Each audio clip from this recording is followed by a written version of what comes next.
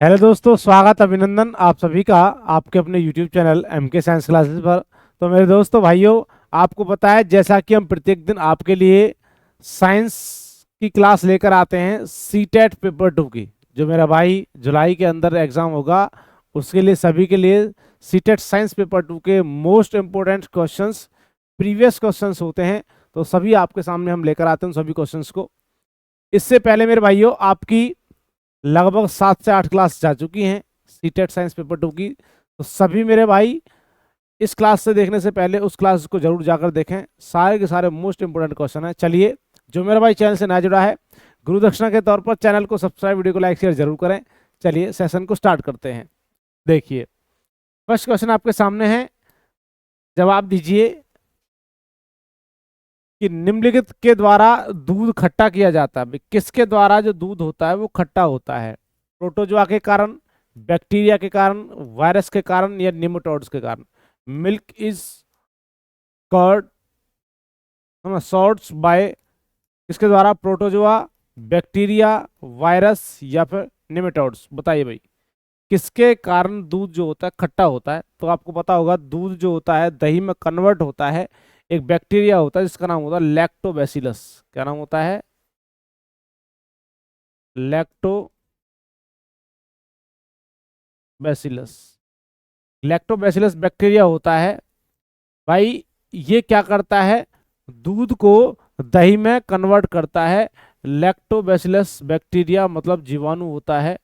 ये दूध को दही में कन्वर्ट करने का काम करेगा। जब दूध से दही कन्वर्ट होती है तो भाई उसमें क्या होता है? आपका खट्टापन होता है, लैक्टोबैसिलस। तो भाई इसका क्या होगा? आपका बी इसका राइट आंसर होगा, बैक्टीरिया।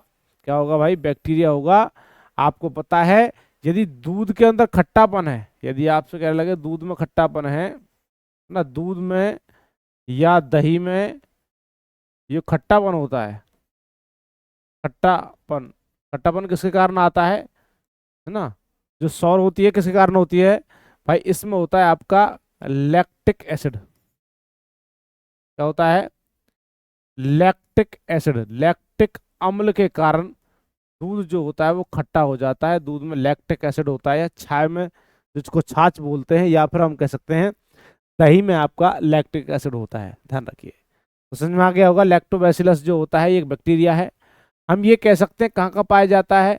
ये आहार नाल में पाया जाता है बैक्टीरिया। आहार नाल मतलब फूड पाइप जो होता है आपका, फूड पाइप में भी पाया जाता है। ठीक है, ये बैक्टीरिया। ये आपकी आंतों में भी पाया जाता है। आंत जो होती हैं, आंत का मतलब जो आपकी इंटेस्टाइन होती हैं, ठीक है जी, इंटेस्टाइन में पाया जाता है। ये फीमेल के रिप्रोडक्टिव पार्ट के अंदर ही पाया जाता है। लैक्टोबैसिलस बैक्टीरिया होता है, ये हेल्पफुल होता है क्या करने में? ब्रेक डाउन करने में, किसी भी आपके फूड को, या हम कह सकते हैं बैक्टीरिया को किल करने के लिए। तो भाई ध्यान रखना, लैक्टोबैसिलस बैक्टीरिया जो होता है इसका राइट आंसर बनता है भाई बी। क्वेश्चन नंबर सेकंड की तरफ बढ़ते हैं। निम्नलिखित में से कौन सा अम्ल पेट के जीवाणुओं को नाश करता है? भाई कौन सा अम्ल होता है? विच of the following acid destroyed the bacteria of the stomach? H2SO4, HCl, HNO3 या फिर H3PO4? तो बताइए। तो सल्फ्यूरिक अम्ल तो भाई ये तो स्ट्रॉन्ग एसिड है। चलो, स्ट्रॉन्ग एसिड तो है, परंतु ये भाई क्या होता है आपका? सल्फ्यूरिक एसिड तो भाई आपका आर्टिफिशियल है, और आर्टिफिशियल चीज को तो भैया हम कैसे यूज कर सकते हैं भाई? इसको पेट के अंदर है तो भाई ये तो जला देगा आपको। तो ध्यान रखना है, जो आपको पेट के जीवाणु को नाश करने का काम करेगा वो HCl होता है। इनमें से कोई सी चीज शरीर के अंदर नहीं होती है। हाइड्रोक्लोरिक अम्ल, नाइट्रिक अम्ल होता है, ये अलग बेटा। ये क्या है आपका? ये भी एक अम्ल है, ये भी अम्ल है। परंतु हाइड्रोक्लोरिक एसिड जो होता है, हाइड्रोक्लोरिक एसिड, विशेष तौर पर ध्यान रखिए, हाइड्रोक्लोरिक एसिड जो होता है ये पेट से निकलता है। पेट से भी किससे निकलता है? आपके आपने सुना होगा आपने, गैस्ट्रिक ग्लैंड्स। क्या होती हैं? गैस्ट्रिक ग्लैंड्स होती हैं, पेट के अंदर पाई जाती हैं गैस्ट्रिक ग्रंथियां, उनसे निकलता है आपका हाइड्रोक्लोरिक अम्ल HCl, जिसकी पीएच वैल्यू 0 से लेकर 1.5 होती है। पीएच मान किसका भाई? आपका आपका जो पीएच वैल्यू होती है, पीएच मान होता है किसका?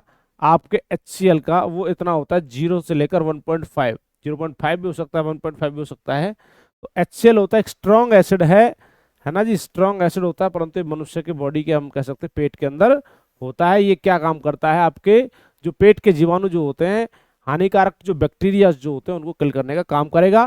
प्लस में बेटा आपके भोजन को डाइजेशन करने में हेल्प करता है, इस किसी चीज को गलाने सड़ाने में क्या करेगा, ये हेल्प करता है। HCl हाइड्रोक्लोरिक अम्ल पेट से गैस्ट्रिक ग्लैंड से निकलने का काम करता है। ये गैस्ट्रिक ग्रंथियां होती है पेट के अंदर पाई जाती हैं भाई, गैस कहाँ बनती है, पेट में। याद करने का तरीका ये हो गया। चलिए, तो हाइड्रोक्लोरिक अम्ल आप समझे होंगे। अगले क्वेश्चन की तरफ बढ़ते हैं भाई। क्वेश्चन नंबर नेक्स्ट आपके सामने है कि सुक्रोज में होता है, जो सुक्रोज होता है इसमें क्या क्या होता है, सुक्रोज किससे मिलकर बना होता है, सुक्रोज जो होता है, सुक्रोज। तो भाई एक बात समझिए, ये सुक्रोज में क्या क्या होता है, आपको ये मैं बात करता हूं। ये आपका क्या होता है, डाइसैकेराइड है। डाइसैकेराइड होता है आपका सुक्रोज, इसका डाइसैकेराइड कार्बोहाइड्रेट क्या है, डाइसैकेराइड कार्बोहाइड्रेट जो होता है आपका सुक्रोज होता है। तो किससे मिलकर बना होता है, ग्लूकोज एवं गैलेक्टोज। और डाइसैकेराइड जो बनता है भाई, वो आपके मोनोसैकेराइड से मिलकर बनता है, मोनोसैकेराइड से मिलकर बनेगा। ठीक है जी, जब आपका दो मोनोसैकेराइड मिलते हैं, दो कितने, आपके दो मोनोसैकेराइड मिलते हैं, तब जाकर के आपका डाइसैकेराइड का निर्माण होता है। और डाइसैकेराइड का कब होगा, जब बेटा ट्राइसैकेराइड जो होता है, हम कह सकते हैं पॉलीसैकेराइड जो होगा, जब आपके दो से अधिक क्या होते हैं बेटा, मोनोसैकेराइड या डाइसैकेराइड मिलने से क्या बनता है आपका पॉलीसैकेराइड। तो ग्लूकोज एवं गैलेक्टोज, ग्लूकोज एवं फ्रक्टोज, फ्रक्टोज एवं गैलेक्टोज, ग्लूकोज फ्रक्टोज गैलेक्टोज।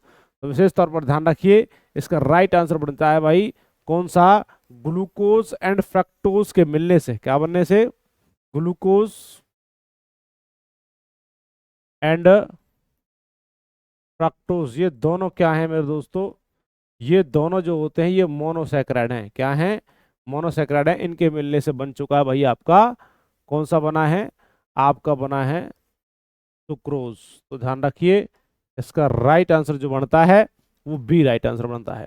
चलिए, क्योंकि आपके कार्बोहाइड्रेट्स होते हैं, तीन रूप होते हैं, कौन कौन सा, एक तो होता है आपका मोनोसैकेराइड, एक डाइसैकेराइड और एक होता है पॉलीसैकेराइड। तो डाइसैकेराइड बनता है मोनोसैकेराइड से, और पॉलीसैकेराइड बनता है जब मोनोसैकेराइड और डाइसैकेराइड मिलते हैं। चलिए अगले क्वेश्चन पर बढ़ते हैं भाई। क्वेश्चन नंबर 4 है, मानव शरीर का सबसे बड़ा अंग कौन सा है भाई, मनुष्य के शरीर का सबसे बड़ा अंग कौन सा है, मस्तिष्क होता है, यकृत होता है, गुर्दा होता है, हृदय होता है। Which is the largest organ of human body. तो ब्रेन होगा, लीवर होगा, किडनी होगा या फिर हार्ट होगा। बताइए मेरे दोस्तों क्या राइट आंसर पड़ता है। यदि वीडियो अच्छी लग रही है तो गुरु दक्षिणा के तौर पर चैनल को सब्सक्राइब, वीडियो को लाइक शेयर जरूर करें। जब तक आपका एग्जाम होगा तब तक हम आपके लिए ऐसी क्लासेस ला रहे हैं और आगे भी लाते रहेंगे। आपके कार्य से हमें मोटिवेशन मिलता है, जिससे हम प्रतिदिन आपके लिए क्लासेस ला रहे हैं। देखिए, तो बच्चा विच of the largest organ of the human body. तो देखिए, यदि यहाँ पर स्किन होता टॉपिक में, यहाँ पर ऑप्शन में स्किन होता तो आप स्किन बता देते। जो स्किन होता है ये हम कहते हैं भाई सबसे लार्जेस्ट ऑर्गन है, कौन, जो आपका स्किन होता है। परंतु ऑप्शन में स्किन दे नहीं रखा है। सबसे बड़ा ऑर्गन तो वही क्या होता है आपका, आपका क्या होता है, स्किन होता है। परंतु यहाँ पर देखिए, मस्तिष्क है, यकृत है, गुर्दा है, हृदय है। देखिए मस्तिष्क की हम बात करें तो भाई साहब आपके मस्तिष्क के अंदर होता है 1400 ग्राम वेट, ऐसे लगा लो 13.5 से लेकर 1400 ग्राम। यकृत में होता है 1.5 किलोग्राम वेट। गुर्दा में होता है भाई आपका 160 से 180 ग्राम किडनी के अंदर। और हृदय में जो होता है वो होता है 280 से 300 ग्राम। आप देख लीजिए, आपके सामने मैंने वेट लिख दिया सभी का, किस में सबसे बड़ा ज़्यादा वेट है तो वही बड़ा हो जाएगा।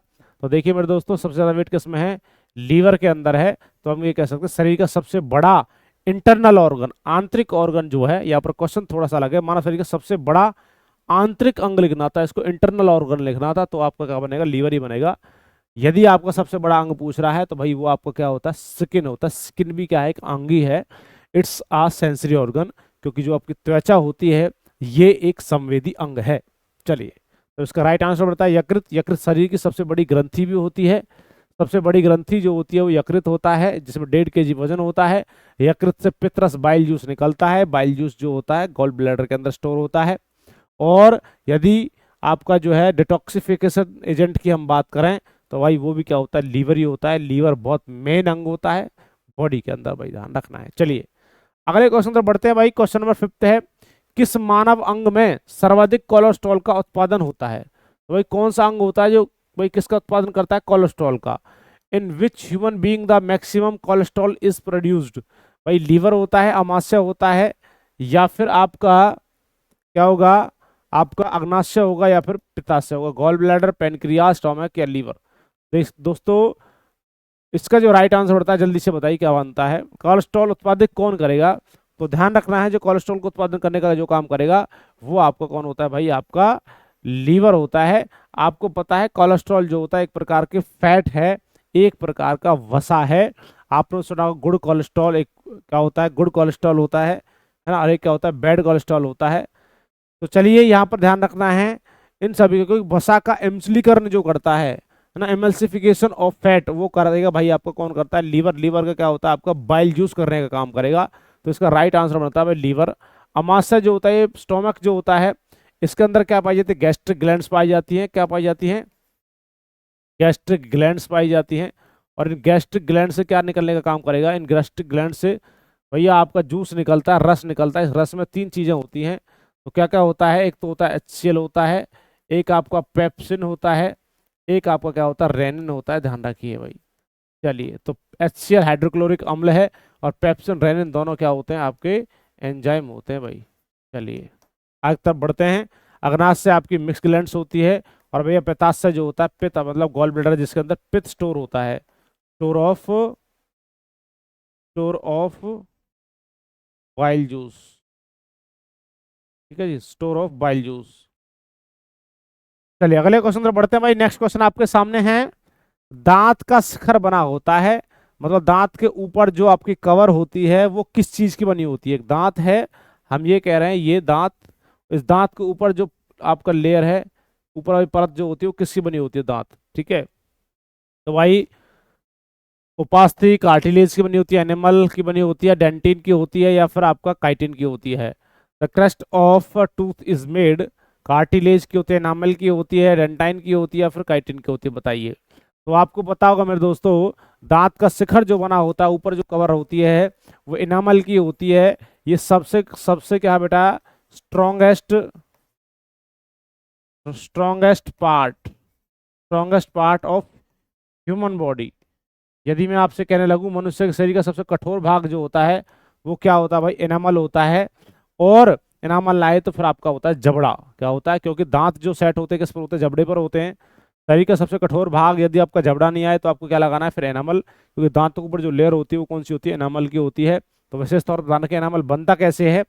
जो आपका बच्चे के अंदर एनामल की प्रेजेंस नहीं होती है, बच्चे में एनामल नहीं होता है, उसके दांत बड़े सॉफ्ट होते हैं, जिसको मिल्क टीथ बोलते हैं, दूध के दांत बोलते हैं। ये जो बनती है, आपने जैसे रोटी, सब्जी, साग जो भी कुछ खा रहे हो ना आप, जितने भी आपके दैनिक जीवन में यूज करने वाली चीजें हैं दूध के अलावा, वो सभी पीलापन जो है वो खट्टा होता है, इसको हम बोलते हैं एनामल। विशेष तौर पर ध्यान रखिए कि दांतों के ऊपर एक पीलापन की जो परत चढ़ती पीले कलर की, वही होता है जो आपके खाने खाने पीने से जो जमती है, उसको हम बोलते हैं आपका एनामल। उसके बाद देखिए भाई डेंटाइन जो होता है, डेंटाइन तो भाई मेरे दोस्तों, डेंटाइन क्या है? डेंटाइन तो भाई दांत के अंदर, जो दांत के अंदर जो आपका भाग होता है, जिसको हम दांत की जड़ हम बोल सकते हैं, मींग जो होती है, मेन पार्ट जो होता है दांत का, जिसके ऊपर ये कवर चढ़ी हुई होती है। तो ध्यान रखना ये डेंटाइन होता है भाई इसके दांत के अंदर, ऐसे इसको हम डेंटाइन बोलते हैं। विशेष तौर पर ध्यान रखिए ये डेंटाइन होता है। ठीक है जी। और इसके ऊपर जो परत होती है, इस परत को बोलते हैं भाई आपका इनामल। क्या बोलते हैं? इनामल बोला जाता है भाई, ध्यान रखिए। चलिए तो मेरे बच्चों राइट आंसर बनता है भाई आपका बी। दांतों का सबसे कठोर भाग वो होता है आपका इनामल। दांतों की ऊपरी परत होती है। और दांत किस चीज के बने होते हैं भाई? टीथ जो होते हैं, टूथ लिख रखा है भैया, ये टीथ जो होते हैं, दांत जो बने होते हैं भाई, ये बने होते हैं आपके किसके? कैल्शियम। किसके बने होते हैं दोस्तों? कैल्शियम फॉस्फेट के। कैल्शियम फॉस्फेट के आपके क्या बने होते हैं मेरे दोस्तों? दांत बने होते हैं CaPO4 के दांत बने होते हैं। विशेष तौर पर ध्यान रखिए। चलिए अगले क्वेश्चन पर बढ़ते हैं भाई। नेक्स्ट क्वेश्चन 7 है, पेप्सिन क्या होता है भाई? पेप्सिन अभी मैंने आपको बताया भाई, पेप्सिन क्या है? हार्मोन्स है, एंजाइम है, विटामिन है, पोषक तत्व है। पेप्सिन क्या होता है? हार्मोन्स, एंजाइम, विटामिन या फिर न्यूट्रिएंट्स? बताइए पेप्सिन क्या होता है। देखिए पिछले क्वेश्चन में बता चुका हूँ आपको। यहाँ पर पेप्सिन क्या होता है, देखिए क्या होता है? HCl, pepsin, rennin. कहाँ से निकल रहा? गैस्ट्रिग्लैंड्स। गैस्ट्रिग्लैंड्स किसका पार्ट होता है? अमाशय का, स्टोमक का।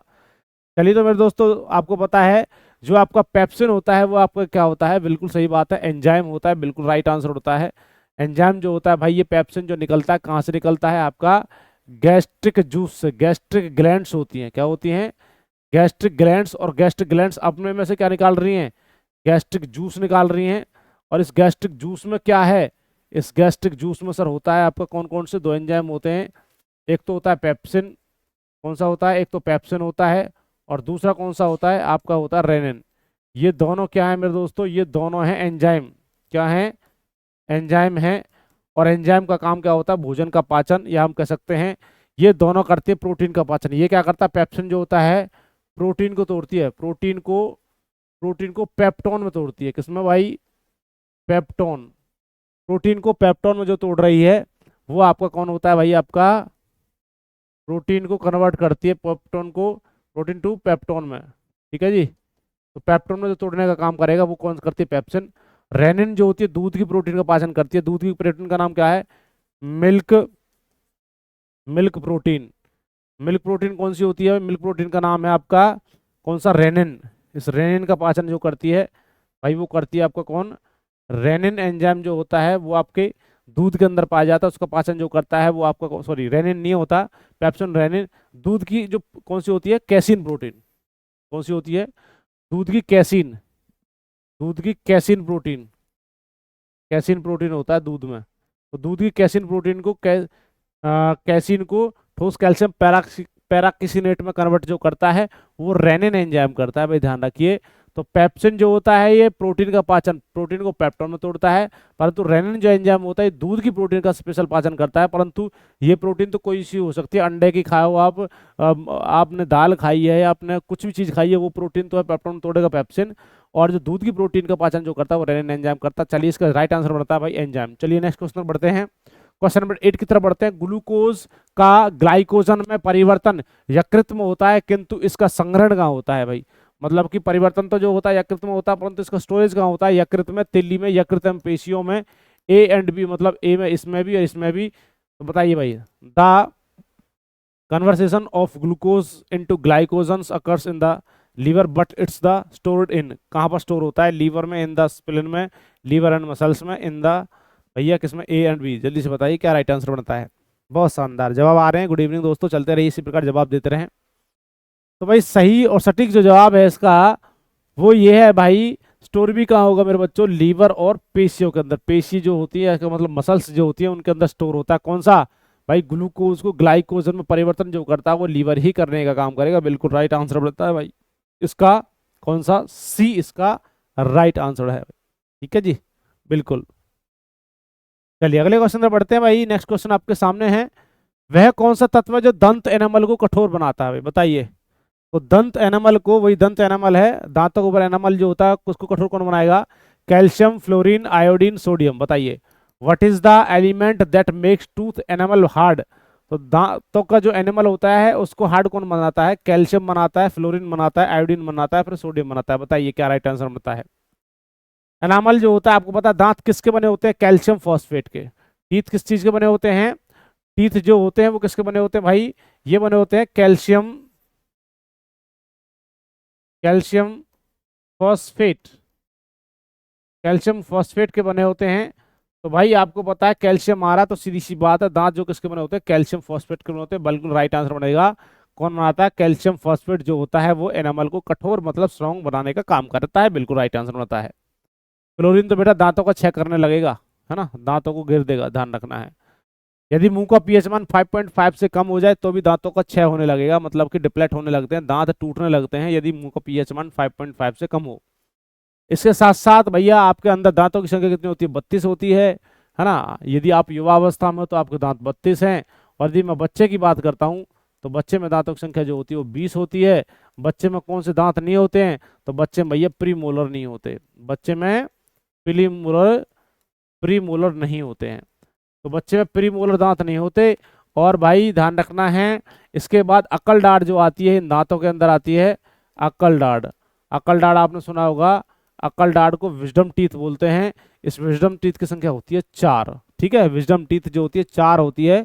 सबसे पिछले वाले दांत जो होते हैं चर्वणक, उन चर्वणक दांतों में जिसको मोलर बोलते हैं, मोलर दांतों के अंदर आपका विजडम टीथ या फिर हम कह सकते हैं अक्कल डाढ़ आती है। अक्कल डाढ़ जो आती है 18 से 25 वर्ष के बीच में आती है। चलिए अगले क्वेश्चन में बढ़ते हैं। क्वेश्चन नंबर नेक्स्ट है 10th। पित्त का मुख्य कार्य है भाई, जो पित्त होता है, पित्तरस जिसको हम बोलते हैं, बाइल जूस, इसका मेन जो कार्य होता है वो क्या होता है? तो बच्चा बताइए, वसा का एंजाइम द्वारा पाचन, ठीक है, उत्सर्जी पदार्थों का निवारण, प्रोटीन के पाचन का नियंत्रण, या फिर पाचन तथा पोषण हेतु वसा का इम्सलीकरण। बताइए भाई, तो पित्त का मुख्य कार्य क्या होता है?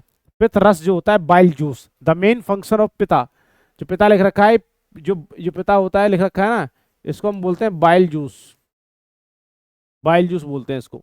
तो बताइए क्या काम होता है? Digestion of fat by enzymes, removal of excretory substance, control of digestion of protein, emulsions of fats for digestion in the nutrition. तो बच्चा ध्यान रखना है, बिल्कुल आपको पता है, वसा का इम्सलीकरण जो करता है बाइल जूस करता है। बाइल जूस निकलता कहाँ से? आपका आपका निकलता है लीवर से। कहाँ से निकलता है? लीवर से सिक्रेशन होता है बाइल जूस का। तो बिल्कुल राइट आंसर होगा emulsification of fat for the digestion and nutrition. वसा का जो पाचन करता है, वसा का इम्सलीकरण जो करता है, वो आपका कौन करता है? बाइल जूस करता है। बाइल जूस इकट्ठा कहाँ होता है? बाइल जूस जो होता है भाई, ये आपका गॉल ब्लैडर में स्टोर होता है। गॉल ब्लैडर में कहाँ पर स्टोर होता है? तो गॉल ब्लैडर जो होता है, स्टोर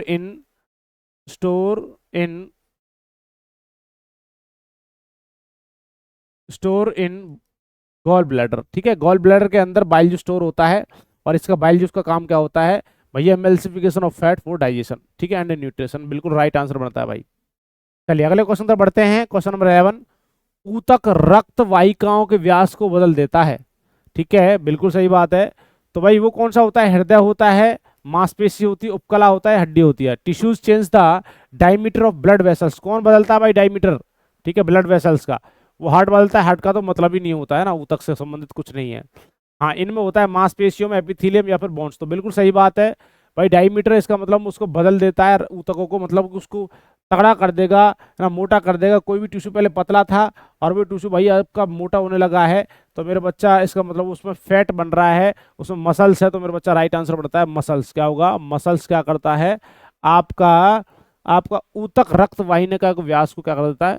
क्या कर देता है? ज्यादा बढ़ा देता है, ठीक है जी। तो उसमें क्या होता है? फैट होता है। चलिए, राइट आंसर बढ़ता है मसल्स जो होता है, बिल्कुल। अगला क्वेश्चन आपके सामने है, question number 12, which of the following endocrine gland secrete sugar controlling hormones. अंतःस्रावी ग्रंथि के बारे में पूछ रहा है। देखिए बेटा, तो वो कौन सा होता है? निम्नलिखित में से कौन सी अंतःस्रावी ग्रंथि शर्करा नियंत्रण करने वाले हार्मोन्स का स्थापन करती है भाई साहब? बताइए। तो जो शुगर जो होता है, शुगर को नियंत्रण जो करती है वो कौन सी करती है? तो बताओ वो कौन सी ग्रंथि होती है? एड्रिनल ग्रंथि होती है, पैनक्रियाज होती है, पिट्यूटरी, या फिर आपका थायराइड ग्रंथि होती है?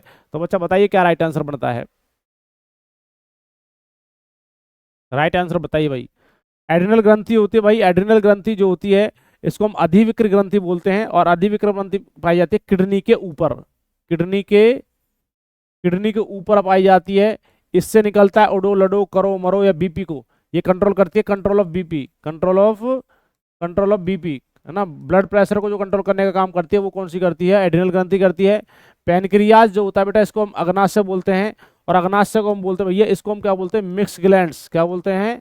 मिक्स्ड ग्लैंड्स भी बोलते हैं इसको, मिश्रित ग्रंथि बोलते हैं। ये एंजाइम्स और हार्मोन्स क्या चीज है आपका? एंजाइम भी एंड हार्मोन्स, एंजाइम्स और हार्मोन्स दोनों को सिक्रेशन एक साथ कर सकती है। कौन? आपका पैनक्रियाज। पिट्यूटरी ग्रंथि ग्रंथि को पिट्यूटरी ग्रंथि को मास्टर ग्रंथि बोलते हैं, है ना, मास्टर ग्लैंड्स बोलते हैं। मास्टर ग्लैंड्स बोला जाता है इसको, किसको भाई? आपके पिट्यूटरी ग्लैंड्स को मास्टर ग्लैंड्स बोला जाता है। ब्रेन में ये आपकी होती है, ब्रेन में। कहाँ पर होती है? ब्रेन में। और ये लगभग कितने प्रकार के, ये क्या निकालती है? केवल केवल क्या निकालती है? हार्मोन्स, सॉरी, एंजाइम निकालने का काम करती है, सॉरी, हार्मोन्स निकालने का काम करती है। क्या निकालने का काम करती है? हार्मोन्स निकालने का काम करती है। लगभग 7 प्रकार के हार्मोन्स निकालती है। ग्रोथ हार्मोन्स होता है, पिट्यूटरी, सॉरी, आपका ऑक्सीटोसिन हार्मोन्स होता है, जीआरएच हार्मोन्स होता है, प्रोलैक्टिन हार्मोन्स होता है। ऐसे सारे हार्मोन्स को निकालने का काम करती है। थायराइड जो होती है मेरे दोस्तों, ये आपके किस में पाई जाती है? आपके गले में पाई जाती है। कहाँ पर पाई जाती है? गले में पाई जाती है थायराइड ग्रंथि। और इससे थायरोक्सिन हार्मोन्स निकलता है। कौन सा निकलता है? थायरोक्सिन। थायरोक्सिन हार्मोन्स जो निकालती है, वो कौन से निकालती है भाई? आपका गले की ग्रंथि होती है थायराइड। तो चलिए, इसमें पूछा क्या रखा है? Endocrine gland sugar controlling. तो भैया शुगर को जो कंट्रोल करती है, वो आपकी भैया पैनक्रियाज होती है। ये एंजाइम्स और हार्मोन्स निकालती है। आपने देखा होगा एक और कौन सा होता है? एक हार्मोन्स होता है, एंजाइम होता है, कौन सा? आपने सुना होगा, क्या बोलते हैं उसको? Insulin hormones. कौन सा होता है? Insulin hormones. कौन सा होता है? इंसुलिन हार्मोन्स निकालने का काम करती है। तो इंसुलिन हार्मोन्स की कमी से क्या हो जाता है बेटा, आपको मधुमेह या डायबिटीज रोग हो जाता है। तो बिल्कुल राइट आंसर बनता है भाई कौन सा, अग्नाशय बिल्कुल राइट आंसर है। जो अंतःस्रावी ग्रंथि है शर्करा नियंत्रण करने वाले हार्मोन्स का स्रावन करती है, तो बिल्कुल राइट आंसर होगा शुगर को कंट्रोल करता है इंसुलिन हार्मोन्स। क्या करता है, इंसुलिन हार्मोन्स। इसके अंदर पैनक्रियाज में अल्फा बीटा और एफ सेल्स वगैरह आपकी सेल्स होती हैं, तो विशेष तौर पर ध्यान रखें बिल्कुल इसका पैनक्रियाज होगा। यदि आपका इंसुलिन हार्मोन्स की कमी हो जाती है तो आपको शुगर हो जाएगा, आपको मधुमेह हो जाएगा, आपको डायबिटीज हो जाएगी भाई। मधुमेह शुगर हो जाता है ना, शुगर जो होगा ना, तो मधुमेह शुगर या फिर डायबिटीज जो होता है किस हार्मोन्स की कमी से हो जाता है, इंसुलिन हार्मोन्स। और इंसुलिन हार्मोन्स निकलता कहाँ से, पैनक्रियाज से निकलता है। बिल्कुल सही जवाब है भाई। चलिए अगले क्वेश्चन पर बढ़ते हैं भाई। क्वेश्चन नंबर 13 देखिए, पढ़िए भाई साहब। A person is suffering from a disease named goitre, which of the following glands of the person is not functioning properly. तो बताइए ऐसी कौन सी ग्लैंड्स है भैया, एक गोइटर बीमारी होती है और जो कि भाई साहब आपके किस ग्रंथि में, मतलब कि कौन सी ग्रंथि काम अच्छे से नहीं करेगी जिसके कारण आपको गोइटर बीमारी होगी। एड्रिनल, पैनक्रियाज, पिट्यूटरी या फिर थायराइड। अभी मैंने बताया था व्यक्ति गोइटर नामक रोग से पीड़ित है, व्यक्ति की निम्नलिखित में से कौन सी ग्रंथि ठीक से कार्य नहीं कर रही है। अधिविकृत ग्रंथि, अग्नाशय या फिर पिट्यूटरी या थायराइड। अधिविकृत मैंने बता दिया भाई आपका लोडो लडो करो मरो हार्मोन्स निकालती है। अग्नाशय जो होता है भैया ये आपका होता है मिश्रित ग्रंथि होती है, मिक्स ग्लैंड्स बोलते हैं इसको। पिट्यूटरी ग्लैंड्स मास्टर ग्रंथि होती है। इसका राइट आंसर बढ़ता है थायराइड। थायराइड जो निकालती है थायरॉक्सिन हार्मोन्स निकालती है। कौन सा निकालती है, थायरॉक्सिन हार्मोन्स। अब भैया थायरॉक्सिन हार्मोन्स की यदि कमी हो जाती है ना, डिफिशियंसी हो जाएगी, डिफिशियंसी हो जाती है भाई, तो ध्यान रखना है डिफिशियंसी की वजह से क्या होता है, थायरॉक्सिन हार्मोन की डिफिशियंसी होगी तो आपको एक बीमारी हो जाती है जिसको हम बोलते हैं भैया आपका क्या चीज, गोइटर। क्या बोलते हैं, गोइटर या फिर गलखंड। क्या बोलते हैं, गलखंड या गलघेटुआ जो रोग हो जाता है ना, गलघेटुआ। ये आपका किसके कारण होगा मेरे दोस्तों, ये आपका इस हार्मोन की कमी से होता है, थायरॉक्सिन हार्मोन की कमी से। तो बच्चा ध्यान रखना है थायरॉक्सिन हार्मोन की कमी से होता है आपका गलखंड गलघेटुआ रोग। और इसमें जो हेल्पफुल होता है ना थायराइड ग्रंथि के लिए, थायरॉक्सिन हार्मोन्स के लिए आपका होता है NaCl, सोडियम क्लोराइड जो होता है भाई, विशेष तौर पर ध्यान रखिए, इसका कई बार क्वेश्चन पूछा गया था। सोडियम क्लोराइड रेस्पॉन्सिबल होता है किसके लिए, आपके लिए थायरॉक्सिन हार्मोन्स को निकलवाने के लिए, हम कह सकते हैं थायराइड ग्रंथि को अच्छे से वर्क करने के लिए प्रॉपरली तौर पर। तो इसका राइट आंसर बढ़ता है भाई साहब डी। अगले क्वेश्चन पर बढ़ते हैं भाई, जवाब देते रहे इसी प्रकार। बहुत शानदार भाई, वीडियो अच्छी लग रही है गुरुदक्षिणा के तौर पर चैनल को सब्सक्राइब जरूर करते रहें। क्वेश्चन नंबर नेक्स्ट आपके सामने है, कहता select the correct statements regarding rods and cons in the human eyes. बच्चा मनुष्य की आंख में ना कॉन्स और रॉड्स दो सेल्स पाई जाती हैं ना, शंकु और आपका एक छड़ होता है, इसको हम बोलते हैं, इसको हम शंकु बोलेंगे, इसको शंकु बोलते हैं, और इसको हम बोलते हैं आपका छड़। क्या बोल देते हैं, इसके छड़। ये आपकी ना ये दोनों सेल्स होती हैं, ये रेटिना की सेल्स होती हैं, रेटिना की, है ना, रेटिना जहां पर इमेज बनती है ना, आंख पर इमेज बनती है, उसकी दो सेल्स होती हैं, है ना। तो बच्चा ध्यान रखना है ये किसके लिए रेस्पॉन्सिबल होती है, cones are sensitive for colour and rods for light, है ना। रॉड्स जो होती है उसको लाइट के लिए होती है, cones are sensible in to bright light, rods are sense होता है बेटा कलर को, rod are sensitive to bright light. तो मानव आंख में छड़ और शंकु संबंध सही कथन बताइए। तो शंकु रंग के लिए तथा प्रकाश के प्रति संवेदनशील होती है, ठीक है। शंकु जो होता है, शंकु रंग के लिए, और प्रकाश के लिए क्या होता है आपका, जो आपकी छड़ होती है ना, छड़ जो होती है प्रकाश के लिए रेस्पॉन्सिबल होती है। शंकु तेज रोशनी के प्रति संवेदनशील होती है, छड़ इंद्रजीत रंग है। इसका राइट आंसर जो बनता है ना ये है, आपको मैं यहां बता देता हूं। जो कॉन्स होती है, कॉन्स, कॉन्स का काम है कलर का आइडेंटिफाई करना। कलर कौन सा होता है, आपके दो कलर, जैसे कि आपका होता है रेड, लाल और हरा, है ना, रेड और ग्रीन। इन दो कलरों का जो आइडेंटिफाई करने का काम करता है वो कॉन्स करती है, आंख की सेल होती है। उसके पास पाया जाता है एक रॉड्स, और रॉड्स का काम होता है control of light, control of light, है ना, प्रकाश का कंट्रोल जो करने का काम करता है वो आपका कौन करता है, वो आपके रॉड्स होती है। कौन सा रॉड्स का मैंने बता दिया है, तो इसका राइट आंसर बनता है भाई साहब ए। भाई क्वेश्चन नंबर 14 का जवाब बनता है ए, बिल्कुल राइट आंसर है भाई। चलिए, कौन सा रॉड्स, रेटिना की दो सेल्स होती हैं, कौन सा काम होता है कलर का पता लगाना, कौन सा कलर बेटा, रेड और ग्रीन। आपने कभी देखा होगा, आपको एक बीमारी होती है कलर ब्लाइंडनेस, भगवान करे आपको नहीं है, किसी और को आपने देखा होगा, कलर ब्लाइंडनेस, इसको वर्णांधता या कलर विजन बोलते हैं। इसमें आपको लाल और हरे रंग को देखने में समस्या होती है, तो इसका मतलब आपकी आंख की कॉन्स और रॉड्स, मतलब सॉरी कॉन्स आपकी क्या होती है, डैमेज हो जाती है, जिसकी वजह से आपको लाल और हरे रंग में पहचानने में समस्या होती है या फिर आपको पहचाना नहीं जाता है। चलिए अगला क्वेश्चन आपके सामने, नेक्स्ट क्वेश्चन भाई बताइए, करेक्ट मैच करना है भाई इस कॉलम के अंदर, ए और बी कॉलम है। लैक्टोबैसिलस नाइट्रोजन फिक्सेशन है, प्रोटोजोआ है, एड्स है, राइजोबियम मलेरिया है, वायरस है, कर्ट्स इन्फॉर्मेशन है। बताइए क्या राइट आंसर होगा। कॉलम ए में जीवों की बी की पहचान करना है। तो भाई आपको पता है लैक्टोबैसिलस बैक्टीरिया पाया जाता है, और किसके अंदर पाया जाता है तो सभी को पता चलिए दही के अंदर पाया जाता है। तो भाई ए का हो गया, फर्स्ट का हो गया क्या, ए का हो गया मेरे दोस्तों क्या, बराबर हो गया आपका डी, क्या हो गया, ए का डी हो गया। ठीक है, ये बहुत शानदार। उसके बाद देखिए प्रोटोजोआ होता है, प्रोटोजोआ, और प्रोटोजोआ क्या भाई, क्या फैलाने का काम करता है मेरे दोस्तों बताइए। इस ऐसा नहीं हो, आपने देखा होगा भाई राइजोबियम होता है, ये नाइट्रोफिक्सेशन करता है, तो इसका भाई क्या बनेगा। अब देखिए प्रोटोजोआ होगा, प्रोटोजोआ का मतलब सेकंड का जो होगा ये आपका बनता है भाई साहब मलेरिया, क्या बनेगा, मलेरिया। मलेरिया किस पर, सी पर है, तो इसका सी हो गया। राइजोबियम बैक्टीरिया होता है, नाइट्रोफिक्सेशन के काम का आता है, तो भाई इसका थर्ड का क्या हो गया, थर्ड का हो गया भाई आपका ए, तो ए लिख दिया। फोर्थ का देखिए, फोर्थ का क्या बनेगा, वायरस है, और वाइस वर्सा एड्स, एड्स जो होता है ना, एलिसा टेस्ट कराया जाता है, एड्स जो होता है वायरस है, बिल्कुल सही सही बात है। तो इसका क्या होगा बी। तो देख लीजिए भाई साहब, इसका जो सही जवाब बनेगा, तो देख लीजिए डी सी ए बी इसका सही जवाब है। तो बिल्कुल डी सी ए बी, ए इसका राइट आंसर बनता है। देखिए भाई, तो भाई कुछ चीज़ों की ना थोड़ा सा आपको थ्योरी भी पता होना चाहिए। वन लाइनर क्वेश्चन ये हो सकता है भाई आपको आगे फ्यूचर में हेल्प कर सकते हैं, परंतु ध्यान रखना इन सभी क्वेश्चंस को करने के लिए मेरे भाइयों थ्योरी का पता होना जरूरी है। और थ्योरी को पढ़ने के लिए आप बता दें भाई ये टॉपिक आपको नहीं आता है, तो हम आपके लिए वो टॉपिक भी लेकर आएंगे, उसके साथ साथ एमसीक्यूज भी क्वेश्चंस लेकर आएंगे। चलिए आज के क्वेश्चंस को यहीं पर समाप्ति देते हैं। यदि वीडियो अच्छी लग रही है तो भाई चैनल को सब्सक्राइब, वीडियो को लाइक शेयर जरूर करें। चलते हैं, आज की क्लास को यहीं पर आराम देते हैं। हंसते रहिए, मुस्कुराते रहिए, अपने परिवार का ख्याल रखिए। चलते हैं, जय हिंद, जय भारत, धन्यवाद।